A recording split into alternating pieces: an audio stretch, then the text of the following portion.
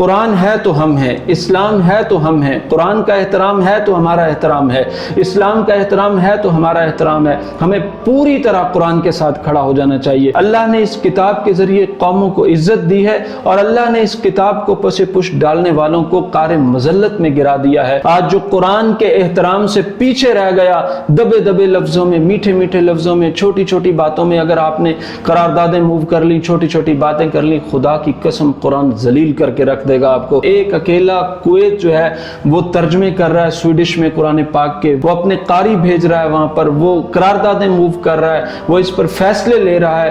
OIC کو بھی فیصلہ لینا چاہیے، پاکستان کو بھی فیصلہ لینا چاہیے، ملیشیا، انڈونیشیا کو بھی فیصلہ لینا چاہیے، سعودی عرب، بحرین، قطر کو بھی فیصلہ لینا چاہیے، تمام اسلامی ممالک کو جڑ کے کھڑا ہونا چاہیے۔ میں خراج تحسین پیش کرتا ہوں، میں سلام عقیدت پیش کرتا ہوں کویت کو، کویت کی نیشنل اسمبلی کو، مرزوق الغانم کو، وہاں کے حکمران کو، وہاں کے شعب کو، وہاں کے لوگوں کو کہ آپ نے ہماری نمائندگی کی ہے۔ کم از کم آپ بول سکتے تھے، آپ بولے ہیں۔ بسم اللہ الرحمن الرحیم، السلام علیکم، میرا نام عدیل احمد آزاد ہے۔ ایک نئے ویلاگ میں خوش آمدید۔ کویت کی پارلیمنٹ نے ایک زبردست قرارداد موو کی ہے اور اس حوالے سے اس ریزولوشن کو انہوں نے اپنی پارلیمنٹ میں منظور کیا ہے۔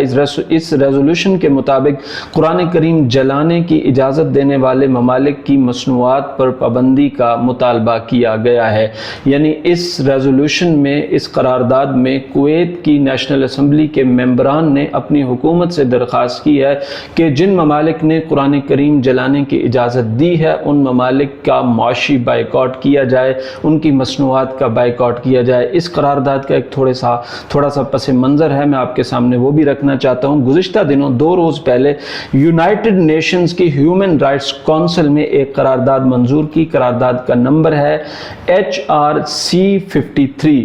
اس قرارداد کے مطابق یہ مطالبہ کیا گیا دنیا کے ممالک سے کہ کوئی بھی کسی بھی مذہب کی مقدس چیز کی توہین نہیں کرے گا، قرآن کی توہین نہیں کرے گا، بائبل کی توہین نہیں کرے گا، ویدا کی توہین نہیں کرے گا، کسی بھی مقدس کتاب کی توہین نہیں ہوگی، مقدس پلیس کی توہین نہیں ہوگی، مسجد، مندر، کلیسا، جو بھی جگہ ہیں مقدسات ہیں ان کی توہین نہیں کی جائے گی، اور جو کوئی توہین کرے گا اس کے خلاف کارروائی ہونی چاہیے۔ اس پر united nation human rights council نے ایک قرارداد موو کی اور دنیا سے اس پر ووٹنگ حاصل کی اور دنیا سے اس پر ووٹ حاصل کیا تمام ممبر ممالک سے۔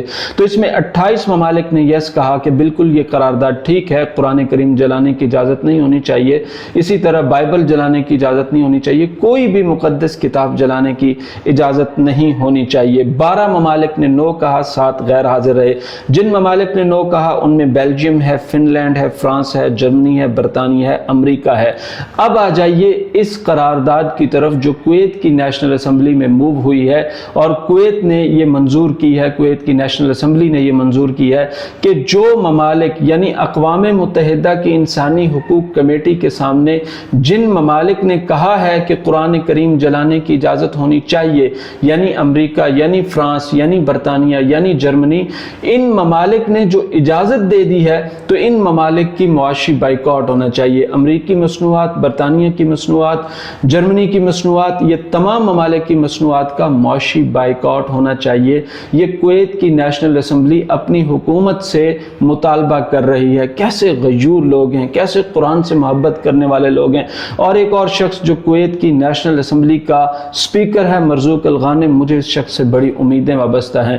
مجھے اس شخص میں صلاح الدین ایوبی نظر آتا ہے، مجھے اس شخص میں خالد بن ولید نظر آتا ہے، مجھے اس شخص میں مسلم امہ کا کھویا ہوا ماضی نظر آتا ہے کہ جس دیدہ دلیری سے آج انہوں نے خطاب کیا اور جس انداز سے انہوں نے گفتگو کی۔ گزشتہ دنوں انہوں نے ہی وہ مطالبہ اپنی پارلیمنٹ کے سامنے رکھا تھا کہ 100 قرائے کرام کو مشاری العفاسی کی قیادت میں سویڈن بھیجا جائے، جو پبلک پلیسز پر، سکولز پر، آڈیٹوریمز میں، سکولز میں، کالجز میں، تمام پبلک پلیسز پر جا کر قرآن پاک پڑھیں، ان کو دعوت دیں۔ اور اسی مرزوق الغانم نے یہ فیصلہ کیا اور کویت کی حکومت کو جو ہے وہ پورا اس کا ڈرافٹ بنا کے دیا، جسے پھر کویت کے حکمرانوں نے منظور کیا کہ 1 لاکھ قرآن کریم کا ترجمہ سویڈش زبان میں کیا جائے اور وہاں بھیجا جائے۔ یہ فیصلہ ہو چکا ہے، اس پر کام کا آغاز ہو رہا ہے۔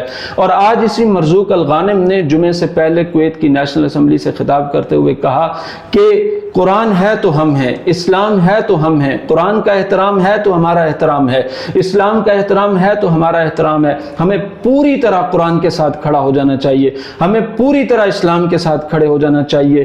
اللہ نے اس کتاب کے ذریعے قوموں کو عزت دی ہے، اور اللہ نے اس کتاب کو پس پش ڈالنے والوں کو قعر مذلت میں گرا دیا ہے۔ تو انشاءاللہ آج ہم قرآن کے ساتھ کھڑے ہوں گے تو قرآن ہمیں اٹھا دے گا، بڑھا دے گا، دنیا میں عزتیں دے گا۔ آج بھی کویت کی کرنسی دنیا کی مضبوط ترین کرنسی ہے، انشاءاللہ ہم اپنے آپ کو آخرت میں بھی مضبوط بنانا چاہتے ہیں۔ اس طرح کا شاندار خطاب مرزوق الغانم نے جمعہ سے پہلے کیا، اور جمعہ کے فوراً بعد ایک قرارداد موو ہوئی، وہ قرارداد منظور ہوئی، اور وہ قرارداد یہ ہے کہ اقوام متحدہ کی ہیومن رائٹس کمیٹی کے سامنے جن لوگوں نے قرآن کریم کے خلاف ووٹ کیا ہے، وہ امریکہ ہے، وہ فرانس ہے، وہ فن لینڈ ہے، وہ بیلجیم ہے، برطانیہ ہے، کوئی بھی ملک ہے، اس کی مصنوعات کا بائیکاٹ کیا جائے، اس کی مخالفت کی جائے۔ ہر جگہ جہاں پر وہ موجود ہوں ہمیں موجود نہیں ہونا چاہیے۔ یہ شاندار سٹانس، یہ شاندار موقف، یہ شاندار سٹینڈ کویت کی نیشنل اسمبلی لے رہی ہے۔ ایک اکیلا کویت جو ہے وہ ترجمے کر رہا ہے سویڈش میں قرآن پاک کے، وہ پوری طرح سے ساتھ کھڑا ہوا ہے، وہ اپنے قاری بھیج رہا ہے وہاں پر، وہ قراردادیں موو کر رہا ہے، وہ اس پر فیصلے لے رہا ہے۔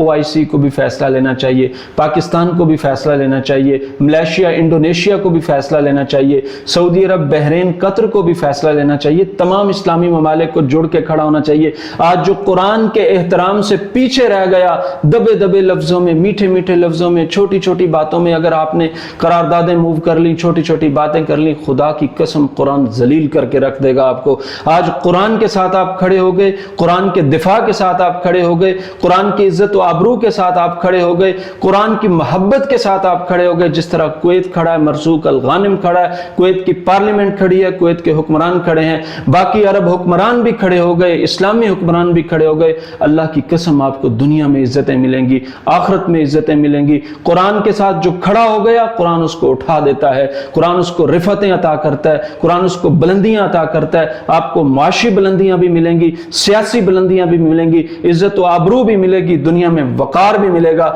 اگر آپ جھک گئے، ڈر گئے، خاموش ہو گئے، امریکہ سے، برطانیہ سے، فرانس سے جس طرح انہوں نے قرارداد کو منظور نہیں کیا اور نو کہا، انہوں نے یس نہیں کہا، تو انہوں نے جو فیصلہ دیا ہے آپ اس فیصلے کے ساتھ کھڑے ہو گئے، اللہ کی قسم آپ ذلت میں چلے جائیں گے۔ آپ کی جیسی معاشی طاقتیں ہوں، آپ کے پاس جتنا پیسہ ہو، آج کویت کے ساتھ کھڑے ہو جائیے، کویت کی نیشنل اسمبلی کے ساتھ کھڑے ہو جائیے، سویڈش میں قرآن پاک شائع کیجئے، سویڈن میں اپنے قراء کو بھیجئے، سویڈن میں اپنے علماء کو بھیجئے، مرزوق الغانم بن جائیے، کویت کی نیشنل اسمبلی کی طرح کھڑے ہو جائیے، انشاءاللہ آپ کو عزتیں ملیں گی۔ میں خراج تحسین پیش کرتا ہوں، میں سلام عقیدت پیش کرتا ہوں کویت کو، کویت کی نیشنل اسمبلی کو، مرزوق الغانم کو، وہاں کے حکمران کو، وہاں کے شعب کو، وہاں کے لوگوں کو، کہ آپ نے ہماری نمائندگی کی ہے۔ کم از کم آپ بول سکتے تھے، آپ بولے ہیں۔